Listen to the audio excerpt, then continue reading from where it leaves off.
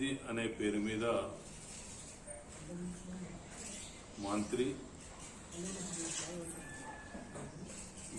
అనుచరులు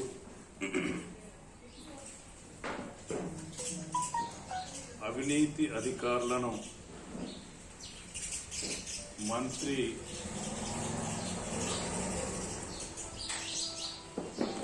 అధికారంతో పోస్టింగ్లు ఇప్పించుకొని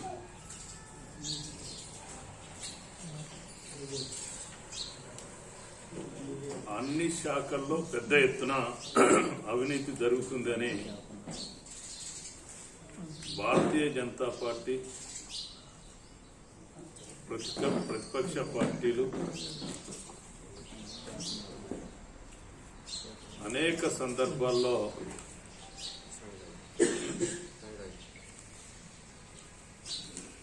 పత్రికా ఎలక్ట్రానిక్ మీడియా సాక్షిగా ప్రజలకు ఈ ప్రభుత్వం దృష్టికి తీసుకొచ్చిన దున్నపోతు మీద వర్షం పడ్డట్టుగా ఉంది. రెండోది, అసలు ఈ అవినీతికి మంత్రికి సంబంధం ఉంది, మంత్రే అవినీతికి ప్రోత్సహిస్తున్నాడు, అతను భాగస్వామ్యం అని చెప్తున్నాడు. తర్వాత ఇక్కడ కలెక్టరు, ఎస్పీ ఇద్దరు అదే రకమైన అవినీతి పరులని గతంలో ఎప్పుడు లేని ఎస్పీ లేని విధంగా అక్రమ ఇసుక రవాణా. మీరు చూడండి, ఇదే వార్డులో 4 గంటల నుంచి ఇసుక ట్రాక్టర్లు, వందలాది ట్రాక్టర్లు అక్రమ ఇసుక నా బెడ్రూమ్ లో పండుకునే పరిస్థితి. ఒక పక్క మూసీలో రోజు వందలాది లారీలు ఎస్పీని తీసుకొచ్చిందే ఇసుక అక్రమ రవాణా కోసం. ఈ ఎస్పీని తీసుకొచ్చిందే మంత్రి అవినీతి పరులను కాపాడడానికి, సంబంధం లేని వాళ్ళను కేసులో ఇరికియడానికి, సంబంధం ఉన్న వాళ్ళను తప్పించడానికి. ఇది అక్రమాలకు కానీ, అవినీతి కానీ, తర్వాత తప్పు చేసిన వాళ్ళను, దోషులను కేసుల నుంచి తప్పించాలి, నిర్దోషులను, ప్రతిపక్ష నాయకులను కేసుల్లో ఇరికించాలి. అది చేయడానికే ఇక్కడ ఉన్న ఎస్పీని తీసుకొచ్చారు.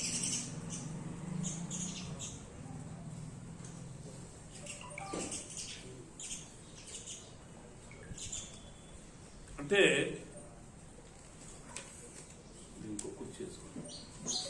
ఈరోజు అవినీతి గురించి చెప్పడానికి ఒక విషయం పోతారికి ఇంకో విషయం సూర్యాపేటలో మీరు చూసినారు. 2014లో ఈ ప్రభుత్వం ఏర్పడ్డ తర్వాత అప్పుడు కానీ ఇప్పుడు కానీ ఇక్కడున్న పోలీస్ అధికారులను అక్రమ రవాణా చేస్తున్న నిషేధిత గంజాయికి అడ్డగా కూడా, ఆంధ్రాకు తెలంగాణకు అడ్డగా కూడా మారింది. వాళ్లకు కనుసన్నల్లో రవాణా చేసే వాళ్ళను పట్టుకోవడం లేదు. వాళ్లకు ఏదన్నా ఇన్ఫర్మేషన్ ఇచ్చో ఒకటో అరో కేసులు పట్టుకునే కార్యక్రమం. ఇది సూర్యాపేట జిల్లా, రాష్ట్రంలోనే. ఇది నేనేదో అసత్యం కాదు, సత్యం ఇది. రెండో విషయం, ఒక సూర్యాపేట జిల్లాలో సిఐగా పనిచేసిన వ్యక్తి హుజూర్ నగర్ సిఐగా పోయిన తర్వాత అప్పటి వరకు గుట్కా కేంద్రంగా పెట్టుకున్న సిఐ సూర్యాపేట హుజూర్ నగర్ కు వెళ్లిన తర్వాత కోట్లాది రూపాయల గుట్కాలకు అడ్డగా మారిస్తే అతన్ని సస్పెండ్ కూడా చేయడం జరిగింది 2014 తర్వాత. ఎవరి కనసన్నల్లో పోయిండేనే 2014లో మంత్రి అయిన తర్వాత, జగదీశ్వర్ రెడ్డి మంత్రి అయిన తర్వాత అతన్ని ఇక్కడ తీసుకొచ్చినాడు సిఐగా. మళ్ళీ ఈ ఇలాకా నుంచి 2 ఏళ్ల తర్వాత పోవాలి కాబట్టి అతన్ని హుజూర్ నగర్ కు మార్చడం జరిగింది.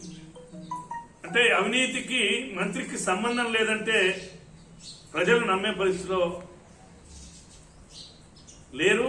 ప్రజలందరూ కూడా గమనించాలని నేను విజ్ఞప్తి చేస్తున్నాను. మూడో విషయం, కలెక్టరేట్ విషయంలో చెప్పినాం మేము. 400 ఎకరాల ప్రభుత్వ భూమి ఉంది సూర్యాపేట జిల్లా కేంద్రంలో. పిల్లలమరి శివార్లో గాని, నల్ల చెరువు వద్ద గాని, ఇమాంపేట వద్ద గాని, దురాష్పల్లి వద్ద గాని దాదాపు 400 ఎకరాల ప్రభుత్వ భూమి ఉంది. రెండో విషయం, అదే కలెక్టరేట్ విషయంలో సూర్యాపేట ప్రజల దృష్టిని మళ్లించి నల్ల చెరువు దగ్గర కలెక్టర్ ఆ రోజున్న సురేందర్ మోహన్ బోర్డు కలెక్టర్ కార్యాలయ నిర్మాణం కోసం స్థలం ఫైనలైజ్ చేసినట్టుగా బోర్డు పాతినారా పాతలేదా? అయినా ప్రభుత్వ భూమి ఉంటే బీబీగూడెం కూడా మధ్యలో రియల్ ఎస్టేట్ వ్యాపారులు ఎవరు? వాళ్ళు మంత్రి అనుచరుడు, మంత్రి భాగస్వామ్యంతో శ్రీ సాయి డెవలపర్స్ అనే వ్యక్తి కొంతమంది అనుచరులు కలిసి 25 నుంచి 40 లక్షల రూపాయలకు ఎకరం కొన్నారు. ఇప్పుడు కొనుగోలుదారులను అడగండి. 300 ఎకరాలు వెంచర్ చేస్తున్నారు ఇప్పుడు అక్కడ. ఆ 300 ఎకరాల్లో మంత్రికి భాగస్వామ్యం ఉంది. ఒకటి చెరువు కట్ట కింద, ఒకటి ప్రభుత్వ చెరువును తీసేసి ఒక వెంచరు, కలెక్టర్ కార్యాలయం పక్కకు ఒక వెంచరు. వీళ్ళు ముగ్గురు కూడా టిఆర్ఎస్ నాయకులే. 300 ఎకరాలు కొని 200 ఎకరాలు ఈరోజు వెంచర్స్ చేసినారు. అక్కడ 12,000 రూపాయలకు గుంట, 12,000 రూపాయలకు గజం పెట్టడం జరిగింది. అంటే 3,60,00,000, 3,000 గజాలు ఎకరానికి. డిటిసిపి లేఅవుట్ల 2,900 3,000 వస్తే అంటే 25 లక్షలకు కొన్న భూమి డెవలప్మెంట్ కలిపితే ఒక 60 లక్షలు 50 లక్షలు తీసేస్తే ఒక ఎకరానికి 300 కోట్ల రూపాయలు ఈరోజు. అంటే 200 ఎకరాలకు ఎన్ని కోట్ల రూపాయల కుంభకోణం? ఇంకో 100 ఎకరాలు చేయాల్సి ఉంటుంది అడ్వాన్స్ ఇచ్చి. అంటే ఈరోజు 600 కోట్ల రూపాయలు కలెక్టరేట్ పేరు మీద దోసుకున్నారు.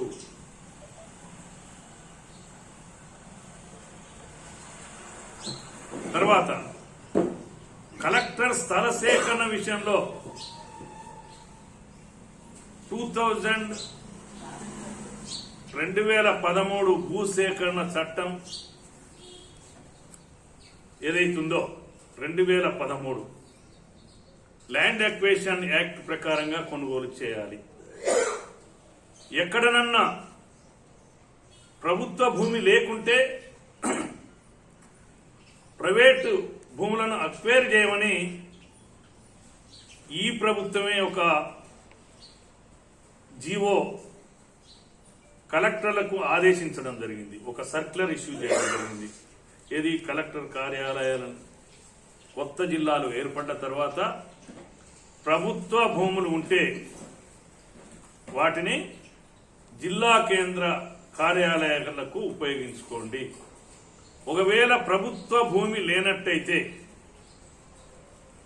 2013 భూసేకరణ చట్టం ఏదైతుందో, ల్యాండ్ అక్విజిషన్ యాక్ట్ ఏదైతుందో దాని ప్రకారంగా భూమి కొనుగోలు చేయాలనేది ఉంది. అంటే అందులో ఏముంది? ప్రైవేట్ భూమి తీసుకుంటున్నప్పుడు పారదర్శకంగా 2 హైయెస్ట్ సర్క్యులేషన్ ఉన్న పేపర్లు లో అడ్వర్టైజ్మెంట్ ఇవ్వాలి. ఫలాని భూమిని మేము ఫలాని కలెక్టర్ కార్యాలయానికి, ఫలాని ఎస్పీ కార్యాలయానికి, ఫలాని జిల్లా కార్యాలయాలకు మాకు ఇంత ఏ స్థలం అయితే కావాలో దాని కింద నో అబ్జెక్షన్ గాని ప్రజలకు తెలిసే విధంగా చేయాలి. మంత్రి అధికార బలంతో ముఖ్యమంత్రి గారు రేపు 2 రోజులకు వచ్చేంత వరకు 2-3 రోజులు వస్తాడు సూర్యాపేటకు, కలెక్టర్ కార్యాలయ శంకుస్థాపన చేస్తారనేంత వరకు సాంప్రదాయం. జిల్లా కార్యాలయం అంటే ఒక నూతన జిల్లా, కొత్తగా ఏర్పడ్డ తెలంగాణ, అన్ని రాజకీయ పార్టీలను కూడా పిలిచే ఆనవాయితీ సంస్కృతి ఉంటుంది, సాంప్రదాయం ఉంటుంది. అసలు దొంగ మాదిరిగా బాట లేదు పోవడానికి, హెలికాప్టరే అక్కడికి ఆ పక్కకు హెలికాప్టర్ది చేసి శంకుస్థాపన 3 రోజుల ముందు వరకు సూర్యాపేట ప్రజలకు గాని జిల్లా ప్రజలకు గాని పలానా దగ్గర కార్యాలయం స్థల సేకరణ జరిగిందని తెలియదు. ఆ రోజు నేను మొట్టమొదటిసారిగా అన్ని రాజకీయ పార్టీల కన్నా ముందు ఇది చట్ట విరుద్ధంగా ల్యాండ్ ఎక్వేషన్ చేయడం జరిగింది. ఏ పత్రికల్లో కూడా మీరు చూడండి, బ్యాక్ టు అన్ని మీ పత్రికల్లో కూడా వచ్చింది. భూసేకరణ 2013 ల్యాండ్ ఎక్వేషన్ చట్టానికి వ్యతిరేకంగా ఎక్కడ కూడా పత్రికల్లో ఇవ్వలేదంటే దాన్ని మళ్ళీ శంకుస్థాపన చేసిన తర్వాత మొదలు సేకరించిన సర్వే నెంబర్ ఏదైతుందో అది కోర్టులో, జేసీ కోర్టులో సెషన్ జిల్లా అడిషనల్ జడ్జి దగ్గర కేసు ఉంది, దానికి శంకుస్థాపన చేసినారు. మళ్లీ మార్చి కుడకుడ గ్రామ పంచాయతీ కిందికి, అంతకుముందు బీబీగూడెం సర్వే నెంబర్, తర్వాత కుడకుడ గ్రామ పంచాయతీలో పలాని రోజు మీరేమన్నా ఆబ్జెక్షన్స్ ఉంటే తెలియజేయండి అని ఈనాడు, ఆంధ్రజ్యోతి పత్రికల్లో ప్రకటన చేసి, అంటే శంకుస్థాపన అయిపోయిన తర్వాత చట్ట విరుద్ధంగా చేసిన ల్యాండ్ ఎక్వేషన్ ఏదైతే ఉందో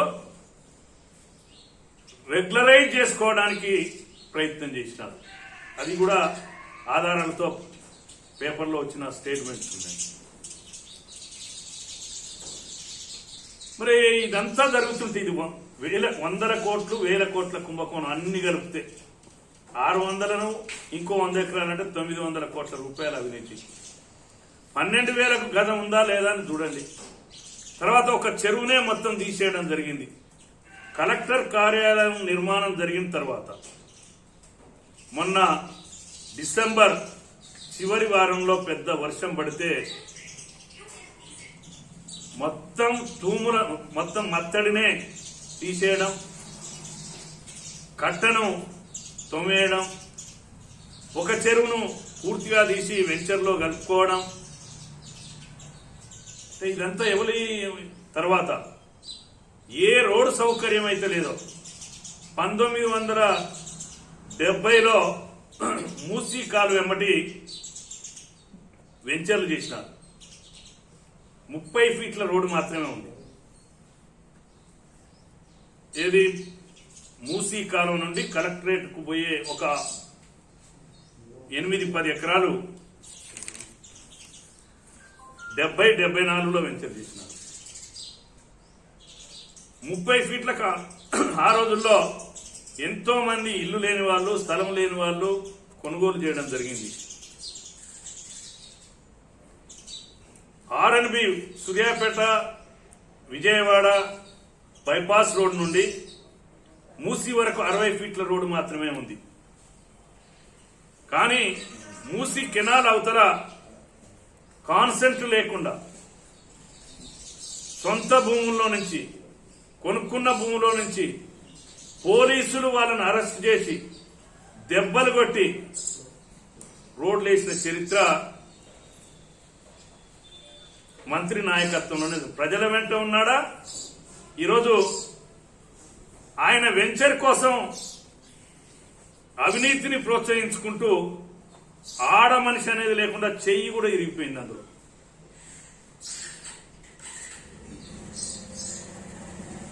అంటే ఈరోజు అవినీతికి మంత్రి ఆదేశించినాడు, ఆదేశించిన అధికారులు అలసత్వం చేస్తున్నారు. ఇది అధికారులే గుసగుసలాడుతున్నారు, మంత్రి ఆదేశించినా ఇది సక్రమంగా విచారణ జరగడం లేదంటే పెద్ద దొంగ చిన్న దొంగలు. కలెక్టరు ఈయన ఆదేశించి ఈయన కలెక్టర్ను క్యాబినెట్ మంత్రి 24 గంటల్లో ఏ విచారణ అయినా చేసే అవకాశం ఉంది. అంటే రెండో విషయం, అవినీతి జరిగిందా జరగలేదా అనటానికి నేను ఈరోజు మున్సిపాలిటీలో రైట్ ఇన్ఫర్మేషన్ యాక్ట్ లో మీరు కోవిడ్ పీరియడ్ లో షెడ్లు వేసినారు, కూరగాయలది మీరు షెడ్లు నిత్యావసర వస్తువులు అమ్ముకోవడానికి అవి వేసిండ్రు తీసేసిండ్రు, ఎక్కడికి పోయినాయి ఏడున్నాయి అని అంటే భద్రపరిచినారట. కనీసం అసలు చెప్పే దానికన్నా నోరుండాలి. ఒకవేళ ఏదైనా డిస్మెంటల్ చేస్తుంటే ఇమీడియట్లీ యాక్షన్ పెట్టాలి, యాక్ట్ ఉంది. అంటే సూర్యాపేటలో జరుగుతున్న అవినీతిలో నీకు భాగస్వామ్యం లేదంటే ఎవరు నమ్ముతాడా? ఇవన్నిటిని కప్పిపుచ్చడానికి ఇప్పుడు అభివృద్ధి అనే ఒక ముసుగులో ఇవన్నీ కొట్టుకపోవడానికి ప్రయత్నం చేస్తున్నారు. ఇది వాస్తవా కాదా సూర్యాపేట ప్రతి పౌరుడు కూడా ఒకసారి ఆలోచించాలని నేను విజ్ఞప్తి చేస్తున్నాను. ఇక చివరి విషయం, వడ్ల కొనుగోలు విషయంలో నేను మొదటి నుంచి చెప్తాను, ఇది రాష్ట్ర వ్యాప్తంగా జరిగింది, వేల కోట్ల రూపాయల అవినీతి జరిగింది అని చెప్పడం జరిగింది. స్పెసిఫిక్ గా కొన్ని. రెండవది, రాష్ట్ర పార్టీ నిర్ణయం కూడా ఏ రకంగా ఉండాలి దీని మీద రాష్ట్ర వ్యాప్తంగా అనేది కూడా రేపు సమావేశంలో దీని మీద చర్చ జరుగుతుంది. ఆ రకంగా దీన్ని భారతీయ జనతా పార్టీ ఈ అవినీతిని బయటికి తీసుకొస్తే కొంతమంది తాపేదారులు, కొంతమంది మంత్రి మోచేతుల కింద నీళ్లు తాగే వాళ్ళు సిబిఐ ఎంక్వైరీ, సిబిఐ వాళ్ళదే కదా, సిబిఐ ఎంక్వైరీ నీకు దమ్ముంటే నీ మంత్రిని సిబిఐ ఎంక్వైరీ ఏమని ఒక లెటర్ రాయాలి రాష్ట్ర ప్రభుత్వానికి, కేంద్ర ప్రభుత్వానికి. అంతే కదా, అవినీతి పన్ను కాదు, నువ్వు బ్రహ్మాండమైన నిజాయితీ పన్ను అంటే. రెండో విషయం చెప్పినావు, నీ పరిధిలో ఉన్న విషయం కూడా చెప్పినావు.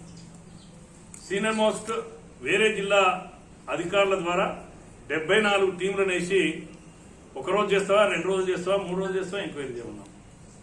నువ్వు చేసిన ఎంక్వైరీలోనే పారదర్శకత లేదు. నీ మంత్రికి, నీ కలెక్టర్కు, నీ జేసీకి, నీ సివిల్ సప్లై అధికారికి, పీడీకి అది సంబంధం ఉందని చెప్తుంటే నువ్వు వాళ్ళకన్నా తక్కువ స్థాయి అధికారులను వేసి, అది కూడా అగ్రికల్చర్ అధికారులు ఎవరండి, వాళ్ళు పర్మనెంట్ అధికారులు,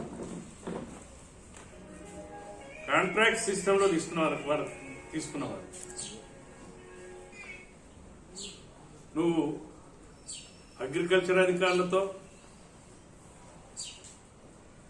అదో టీం వేసి, ఆ టీం వేసింది ఏమన్నా అంటే మళ్ళీ ఈ అవినీతి అధికారులే. అంటే కంచే చేను వేసినట్టుగా ఉంది. కొంతమంది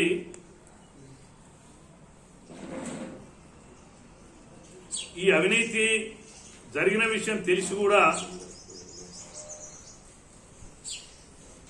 అవతల వాళ్ళ మీద ఏదో కౌంటర్ స్టేట్మెంట్ ఇస్తేనో సబ్జెక్టు సంబంధం లేని విషయాన్ని డైవర్ట్ చేయడానికి ప్రయత్నం జరుగుతుంది.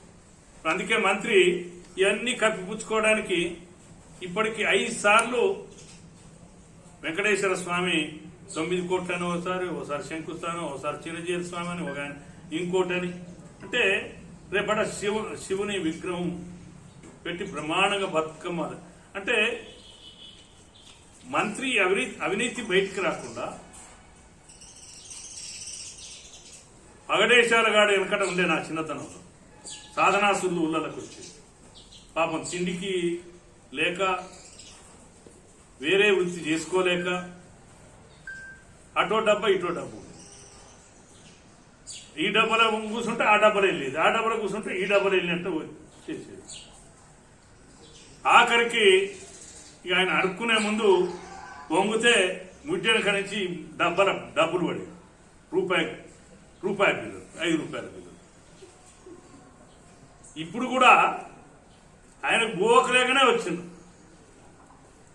ఇప్పుడు ఈ అవినీతిని కప్పిపుచ్చుకోవడానికి డ్రామాలు ఆడుతున్నాడు. హిందుత్వ ఓట్ల కోసం ఈ అవినీతిని కప్పిపుచ్చుకోవడానికి నేను సూర్యాపేటలో చేసిన సిగ్గుండాలి.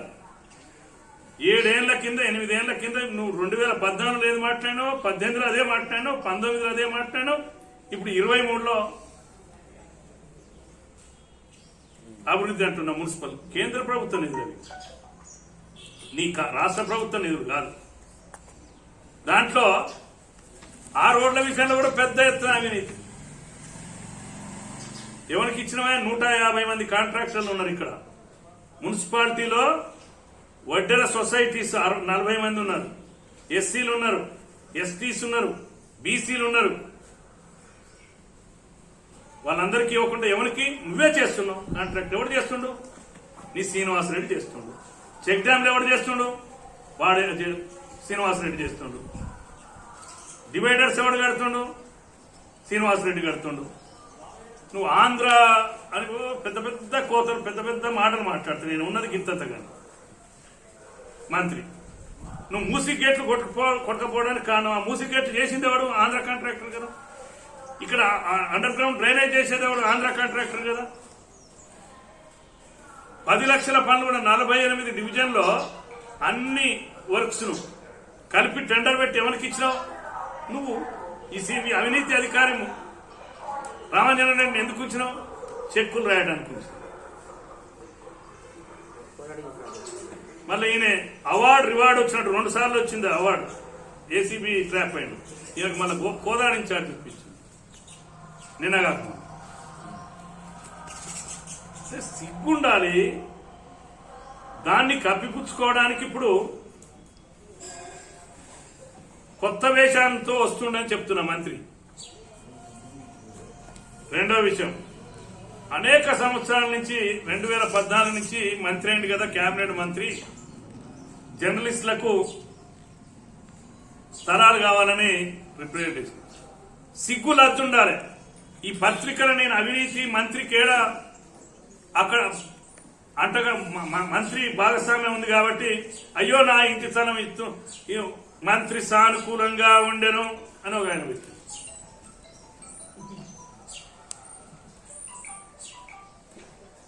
ఏవో 2 రోజులు, 1 రోజు అధికారం కలెక్టర్ను కూర్చోబెట్టి ఎక్కడ స్థలం ఉందో జర్నలిస్టులను కూర్చోబెట్టి ఫైనల్ చేసి సంతోషిస్తాం, నీకు హర్షాన్ని వెలుగుస్తాం. సిగ్గు లజ్జ ఉండాలి. నువ్వు పెద్ద అవినీతి పరుడుగానే ఈరోజు పత్రికల్లో ఎలక్ట్రానిక్ మీడియాలో వస్తుంది కాబట్టి నోరు మూపేయడానికి పత్రికా సోదరులకు ఎరేస్తావు. దానికి కొంతమంది ఏజెంట్లు పోస్టింగ్లు పెట్టడం.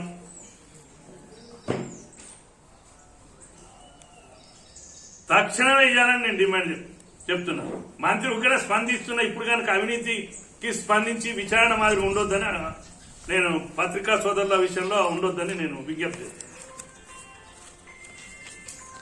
నిజంగా నీకు సిద్ధశిద్ధి ఉంటే వాళ్ళు 7 ఏళ్ళు అడుగుతాడు. ఎన్ని సంఘాలుంటే నీకేందా? ఈ రాష్ట్రంలో ఎన్ని పార్టీలు ఉన్నాయి? ఎవరైతే గుర్తింపు కార్డు ఉన్న వాళ్ళు ఎవరైతుందో వాళ్ళందరికీ ఇక కాదు లేకున్నా ఇస్తానంటే కూడా సంతోషం.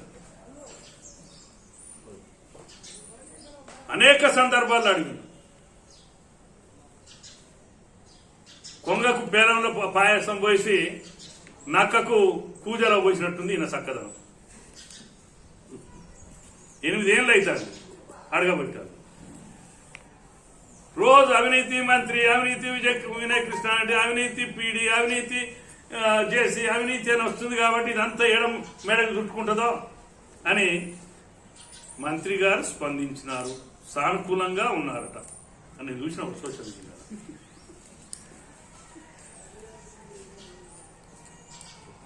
ఒకటే రోజు పడుతుంది. కలెక్టర్కి ఆదేశిస్తే బ్రహ్మాండంగా కుడకుడల స్థలం ఉంది. ప్రభుత్వ భూమి 400 ఎకరాలు ఉంది. పక్కకి ఎస్పీ ఆఫీస్ పక్కకే ఉంది. దురాజ్పేటలో ఉంది. ఇమాంపేట అండి. ఇమాంపేట అంటే మీరు ఇమాంపేట అనుకునేది, ఇప్పుడు పాత కలెక్టర్ ఆఫీస్ పక్కన.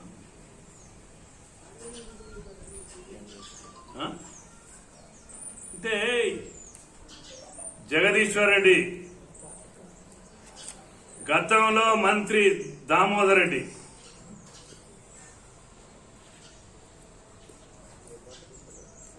ఆ రోజు చెప్పినాం రియల్ ఎస్టేట్ లో ఎకరానికి 1,00,000 2 లక్షలు తీసుకొని కొంతమంది కుడి భుజాలు ఎడమ భుజాలు తీసుకుంటే 5,000 ఓట్లు వచ్చినాయి టౌన్ లో. నువ్వేదో నటన చేస్తున్నావు. అభివృద్ధి పేరు మీద 100 కోట్ల రూపాయలు సంపాదించి ఈ మధ్య కరోనా వీళ్ళకి వర్తించదా? నియమ నిబంధనలు వర్తించవు. ప్రతిపక్షాలు ప్రజాస్వామ్య పద్ధతిలో నిరసన తెలియజేస్తున్నాం, కేసులట. ఈయన ముందొక 20 కార్లు సెక్యూరిటీ, అందరు సిఐలు, అందరు ఎస్ఐలు, అందరు డిఎస్పీ, ఎస్పీ, ఎన్కో 30-40 కార్లు. కళ్యాణ లక్ష్మి పోతే ఆ ఇంట్లోలకు మీ అందరూ ఆడికి పోతే రాదా? కరోనా మీకు వర్తించదా నియమ నిబంధనలు? షాదీ ముబారక్ పోతే అంటే డ్రామా, ప్రజా వ్యతిరేకతకు గురైంది కాబట్టి అయ్యో మంత్రి ఇంటికి వచ్చినా ఆ పక్క ఆయన కేస్ ఫౌండేషన్ ద్వారా ఆయన కాలు ఇరిగింది. ఎక్కడదా నీ కేస్ ఫౌండేషన్? 2 ఎకరాల్లోని కేస్ ఫౌండేషన్ ఎక్కడి నుంచి వచ్చింది? నీ 2009లోని ఎన్నికల నువ్వు ఇచ్చిన అఫిడవిట్ ఎంత? నీ ఆస్తులు ఎంత? 2014 ఎంత? 2018 ఎంత అని అడుగుతాను. సిగ్గు లజ్జ ఉండాలి. ఎస్ ఫౌండేషన్ అనే పేరు మీద స్టేడియం లేకుండానే క్రీడలు, రాష్ట్ర స్థాయి క్రీడలు, జాతీయ స్థాయి క్రీడలు నడిపితే కుప్పగూలి ఇప్పటికీ 250 మంది శతగాత్రులై ఇళ్లలో ఉన్నారు. వాళ్ళ కాడికి పోయి సచిన చర్చ్ కాంపౌండ్ ఒక దళితుడు చచ్చిపోయాడు. ఉద్యోగం ఇస్తానండి ఆ కుటుంబం, ఇంతవరకు ఉద్యోగం వాళ్ళని ఆదుకోలేదు. అంటే ప్రజా వ్యతిరేకతకు గురైన జగదీశ్వర్ రెడ్డి షాదీ ముబారక్ చెక్ నువ్వు అన ఇచ్చేది ప్రభుత్వం నిర్ణయిస్తుందా? పాలసీ డిసైడింగ్ మేకర్స్ మీరు. ఇచ్చే అధికారులు ఏందనేది ఉంది. ఈ కరోనా పీరియడ్ లో మీరు ప్రతిపక్షాలకో పద్ధతి, మీకో పద్ధతి. అంటే ఇక ఆడికి పోయి చెప్తున్నాడు, నేను 8 ఏళ్ళు మిమ్మల్ని ఎవరిని చూడలేదు, కానీ నమస్కారం అంటే నా తలకాయ కిందికి మీ కాడికి రాలేదు, మిమ్మల్ని దున్నే చూడలేదు, నేను పైకే చూసినా, ఇప్పుడు మాత్రం మీరు మా కాడికి రారి, నేను ఈయన్నే ఉంటా ఈ ఎన్నికల వరకు, మళ్ళా నన్ను గెలిపిరి, ఈ అవినీతి కన్నా ఇంకా డబల్ అవినీతి చేస్తా అన్నట్టుగా మాట్లాడుతున్నట్టు. మీకు ఏం ఇబ్బంది లేదు. 8 ఏళ్ళు నేను మిమ్మల్ని మందలించలేదు, నమస్తే అంటే ప్రతి నమస్కారం పెట్టలేదు, ఇప్పుడు నమస్కారం పెడతా, దండం పెడతా, మీకు అండగా ఉంటా అని చెప్తున్నాడు. మీరే నమ్మండి. సూర్యాపేట ప్రజలు ఇంకా ఈ అవినీతిని ఇట్లే కంటిన్యూ చేయాలనుకుంటే రాష్ట్రంలో ఎక్కడ లేని అవినీతికి ఆద్యుడు జగదీశ్వర్ రెడ్డి. ఇది వాస్తవా కాదా అనేది ఆ అవినీతి అధికారులతో ఏం జరిగిందో ఇక్కడ పత్రికల వాళ్ళకు కూడా జరిగింది. కొంతమంది రామాంజనేయ రెడ్డి ఇల్లు కట్టుకుంటా అంటే ఏం జరిగిందో, ఏం చేసిండో కూడా తెలుసు, గతంలో కూడా జరిగింది. అందుకే దీనికి మూల్యం చెల్లించక తప్పదు. నిజంగా జగదీశ్వర్ రెడ్డి నీ అవినీతికి సంబంధం లేదని నీ తాపేదారులు కొంతమంది మాట్లాడుతున్నారు కదా, నువ్వు ఆదేశించమంటున్నావు. ఇప్పుడే 20 రోజుల నుంచి నువ్వు మిల్లర్స్ ఎందుకు అరెస్ట్ చేయలేదో చెప్పమంటున్నావు. 20 రోజుల నుంచి నీ ఎస్పీ, నీ కలెక్టర్ ఏం ఎంక్వైరీ చేసిండ్రో ఒక పత్రికా ప్రకటన పెట్టి చెప్పవు.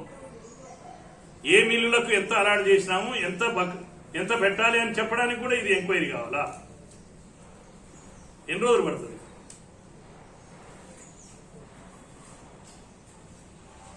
అందుకే సరే, దీని మీద నేను మొదలే చెప్పిన, ఫస్ట్ చెప్పింది దున్నపోతు మీద వర్షం పడ్డట్టు ఉన్నాను. స్పందిస్తే సంతోషం. స్పందించకుంటే మూల్యం చెల్లించక తప్పదు. ఖచ్చితంగా దీని మీద న్యాయ పోరాటం చేస్తాం. ప్రజా పోరాటం కూడా ప్రజల సమీకరణతో ఈ విషయంలో ప్రభుత్వం మీద ఒత్తిడి తెచ్చి ఈ ఎవరైతే దోషులు ఉన్నారో దోషులో వాళ్లకు చట్టపరంగా చర్యలు తీసుకునేంత వరకు ఈ పోరాటం ఆగదు. నవాబుల నిజాం ప్రభుత్వంలో కూడా ఇంత బెదిరింపు కార్యక్రమాలు.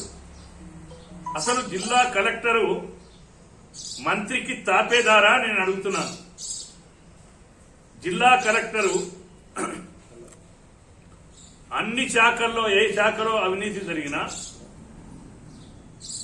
జిల్లా కలెక్టర్ దృష్టికి తీసుకొని పోతే అతను ఆ అవినీతికి జరగకుండా చూడాల్సిన బాధ్యత ఉంది. ఆయన మాటలు రాని మనిషి, రోబో. అన్ని పత్రికల్లో ఎలక్ట్రానిక్ మీడియాలో వచ్చి అన్ని పత్రికల వాళ్ళు ఎలక్ట్రానిక్ మీడియా వాళ్ళు పోయి అడిగితే నాకు ఇప్పుడు నేను మాట్లాడడానికి పైనుంచి ఆదేశాలు లేవని పత్రికల వాళ్లకు ఎలక్ట్రానిక్ మీడియా వాళ్ళకు చెప్తారు. కానీ చిలుక పలుకులు పలుకుతుండు. ధాన్యంలో ఎక్కడన్నా అక్రమాలు జరిగితే ఎంత పెద్ద వ్యక్తినైనా మేము వదిలిపెట్టము అని. అరే నువ్వే పెద్ద అవినీతి పరునివి వినయ్ కృష్ణారెడ్డి. నీ జేసీ సంజీవారెడ్డి ఉన్నప్పుడు తెరలేపిండు నువ్వు ఆయన ఇద్దరు కలిసి దీనికి అవినీతికి ఆజ్యం పోసినారు. ఈరోజు కోదాడులో మీలా సత్యనారాయణ అనే ఒక మిల్లు, తిరుమలగిరిలో సోమనరసయ్య అనే వ్యక్తి, అనేక మంది రాష్ట్ర ప్రభుత్వం అలాట్ చేసిన బియ్యము వడ్లే ఏదైతుందో వాటిని కూడా స్టాక్ గా చూపెట్టి బ్యాంకులో రుణాలు తీసుకున్నారు, ఓడీలు తీసుకున్నారు. మీరు చూడండి, ఎంక్వైరీ కన్నా ముందు గుట్టల మాదిరిగా కనపడ్డాయి మిల్లుల్లో. అంతకుముందు చిలక పలుకులు పలికినారు అధికారులు. ఏమని? మా మిల్లు కెపాసిటీ కన్నా వడ్లు ఎక్కువ పెట్టిన ప్రభుత్వం, మేము చేయలేము. ఇప్పుడు స్టాకే కనుక అవినీతి పరుల దగ్గర ఎవరైతే మనం ఎంక్వైరీ జరుగుతుందో ఒక మిల్లు నుంచి ఒక మిల్లుకు ఈ అవినీతి పరులు సొంత మిల్లు ఒకటి ఉంటే 2 మిల్లులు అద్దెకు తీసుకున్న వాళ్ళు ఉన్నారు. తర్వాత నేరజర్లలో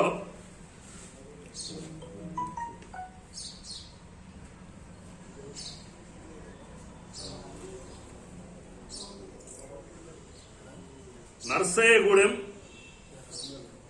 ఖమ్మం భగవంత్ రెడ్డి సన్ ఆఫ్ రామరెడ్డి, కసిరెడ్డి రామరెడ్డి, నరసింహారెడ్డి వీరి అకౌంట్ లో 5 లక్షల రూపాయలు దిర్శనచెల్ల రెవెన్యూ పరిధిలో పొలాలున్నాయి.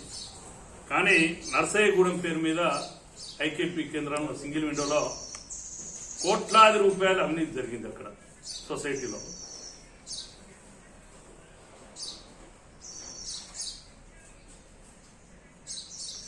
ఇప్పుడు విచారణ ఎన్ని సంవత్సరాలు నడుస్తుంది, ఎన్ని నెలలు నడుస్తుంది? జరిగిన విచారణ ఒకే రోజు చేసే అవకాశం ఉంది. 74 మిల్లులు, వివిధ కొనుగోలు కేంద్రాలు, వివిధ పేర్లతో కూడిన, అది ఐకేపీ కావచ్చు, సొసైటీ కావచ్చు, డిసిఎంఎస్ కావచ్చు, సొసైటీల ద్వారా ధాన్యం కొనుగోలు జరిగింది. పోయింది 74 మిల్లులు. 74 మిల్లులకు నిజంగా మంత్రి ఆదేశిస్తే మేము మొదటి నుంచి చెప్తున్నాం, మంత్రి నీకు నిజంగా ఈ అవినీతిలో నీకు భాగస్వామ్యం లేకుంటే ఈ అధికారులను పక్కకు పెట్టండి ఎంక్వైరీ వరకు. ఈ సంబంధం ఉన్న డీసీఓ గాని జేసీ గాని కలెక్టర్ గాని ఐకేపీ కేంద్రానికి వస్తారకే పీడీ బాధ్యులవుతుంది. వీళ్ళందరినీ కూడా పక్కకు పెట్టండి.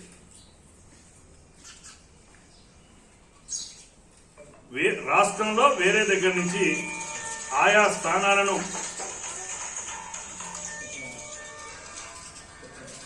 లో పోస్టింగ్ ఇచ్చి 74 మిల్లులకు 74 టీంలను వేస్తే 24 గంటల్లో ఒక మిల్లులో ఉన్న 30,000 బస్తాలో 50,000 బస్తాలో చేరేరా? ఇప్పటికి మంత్రి నోట్ల నుంచి మాటలు రాలేదు. మూగ మనిషిగా వ్యవహరిస్తున్నారు. దీనికి వాస్తవాలు అవినీతి మంత్రి చేసిందంటే ఎదురుదాడి చేపిస్తున్నారు, వ్యక్తిగతంగా దూషిస్తున్నారు. తర్వాత అధికారులు ప్రెస్ వాళ్ళు అడిగినా, రైట్ ఇన్ఫర్మేషన్ యాక్ట్ కింద మేము అడిగినా,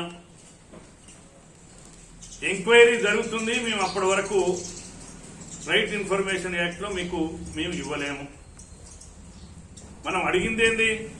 మీరు ఎన్ని మిల్లులకు 2019 నుంచి ఎంత అలాట్ చేసినారు? 2019 నుంచి ఆ మిల్లులు నియమ నిబంధనలకు వ్యతిరేకంగా ఇంకా ప్రభుత్వ వడ్లను బియ్యంగా మార్చి పెట్టనిది బకాయిలు ప్రభుత్వ పరంగా చట్టపరంగా ఎంత ఉంది అంటే, ఏ డేట్లోనైతే పెట్టకుండా ఖరీఫ్ది రబీ వరకు, రబీది ఖరీఫ్ వచ్చే ముందే పెట్టాలి. పెట్టకుండా సంవత్సరాలు తరబడి మిల్లుల్లో స్టాక్ ఉన్నట్టుగా ప్రభుత్వానికి పెట్టండి ఎంత అని అడిగినాం. అది ఇవ్వడానికి ఎంక్వైరీకి ఏం సంబంధం?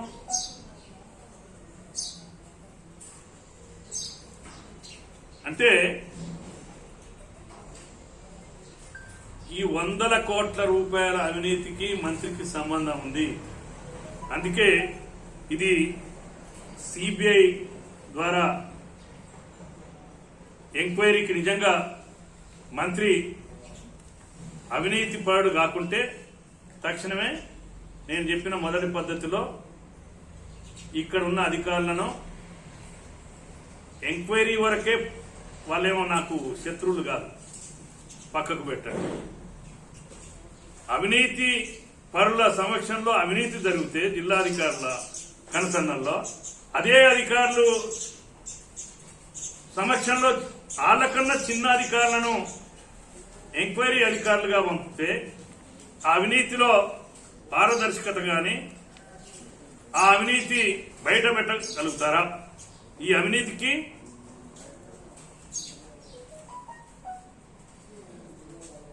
ఏమంటున్నాం? ఒక జిల్లా స్థాయి అధికారుల ప్రమేయంతో జేసీ, అతని పేరేంది, రాంపతి, జేసీ, పీడీ, కలెక్టర్ సమక్షం వీళ్ళ కనుసన్నల్లోనే అవినీతి జరిగింది అంటున్నాం. దీనికి ఎంక్వైరీ అధికారులు ఎవరు?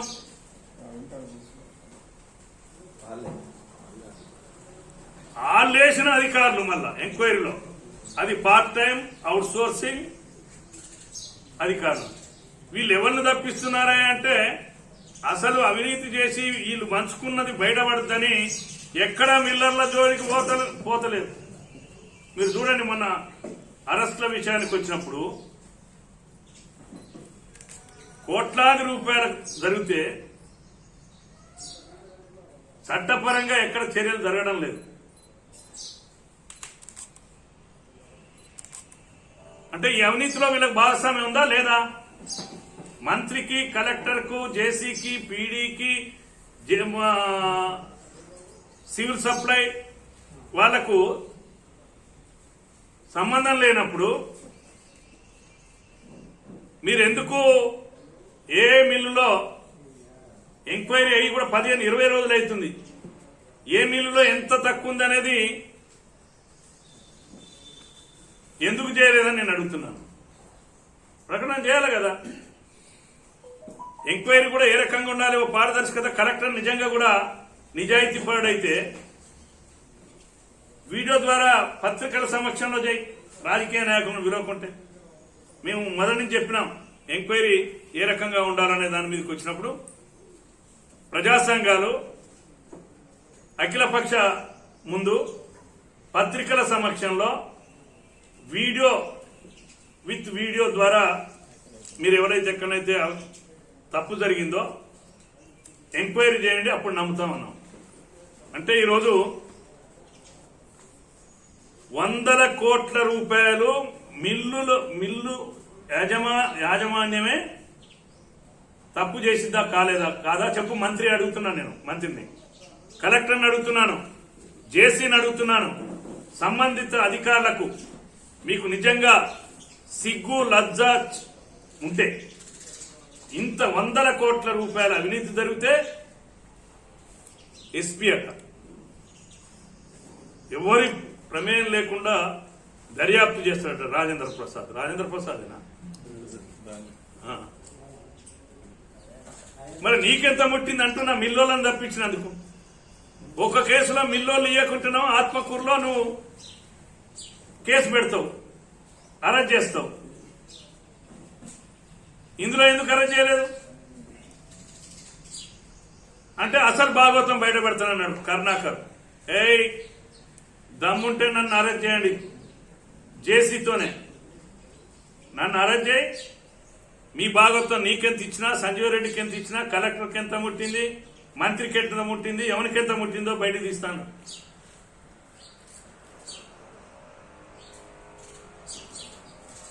అందుకే గజ దొంగను వదిలిపెట్టి ఆకలి కోసం పైసలు లేకుండా పండ్ల కొట్టు కాడ అరటి పండు లేకపోతే భోజన హోటళ్లను టిఫిన్ చేసి పైసలు ఎగ్గొట్టిన వాళ్ళను దోపిడీదారులుగా, దేశద్రోహులుగా చిత్రీకరించడానికి ప్రయత్నం జరుగుతుంది. పోలీసు ఎంక్వైరీ ఈరోజు జరిగే ఎంక్వైరీలో అనటానికి సిగ్గు లజ్జ ఉండాలి. ఎవరి మీద కేసులు పెట్టినరు? కంప్యూటర్ కాంట్రాక్ట్ సిస్టమ్ ఒక సీజన్ లో ఐకేపీలో గాని సొసైటీలో గాని ఆ 15 రోజులు కొనుగోలు సందర్భంలో ఏం పోస్ట్ అది? Tab operator. అదేమన్నా ప్రైవేటా? చర్యలు తీసుకున్న సిగ్గుపడాలి కలెక్టర్. వాళ్ళనట సస్పెండ్ చేసిందట, వాళ్ళని తొలగించిందట, వాళ్ళ మీద కేసులు పెట్టిందట. తర్వాత కొంతమంది ఉద్యోగులను, చిన్న ఉద్యోగులను సస్పెండ్ చేస్తే జరిగిన దోపిడీకి ఎవరెవరో పాలకవర్గం ఎవరెవరు సంబంధం నేను బయట పెడతానంటే మళ్ళీ రీపోస్టింగ్ కూడా ఇచ్చాను. సిగ్గుందా అని అడుగుతున్నాను నేను. తర్వాత ఇక్కడ ఇది కాంగ్రెస్ పార్టీకి మీద పోవాలని దోపిడీ, ప్రభుత్వం అధికారంలో ఉందేమో. టిఆర్ఎస్ ట్యాబ్ ఆపరేటర్ పద్మ అని 1వ వార్డు కౌన్సిలర్, ఆమెను కేసులో పెట్టి ఆడమనిషి అనేది సంబంధం లేని ఆమెను కేసులో ఇరికిచ్చారు. కానీ 100 కోట్ల రూపాయలు దండుకున్న మిల్లర్లను మాత్రం ఇప్పటి వరకు అరెస్ట్ చేయలేదు. అంటే ఇదేనా నీ పారదర్శకత? వినయ్ కుమార్ రెడ్డి కలెక్టర్ చెప్పమని అడుగుతున్నా. ఇది అవునా కాదా?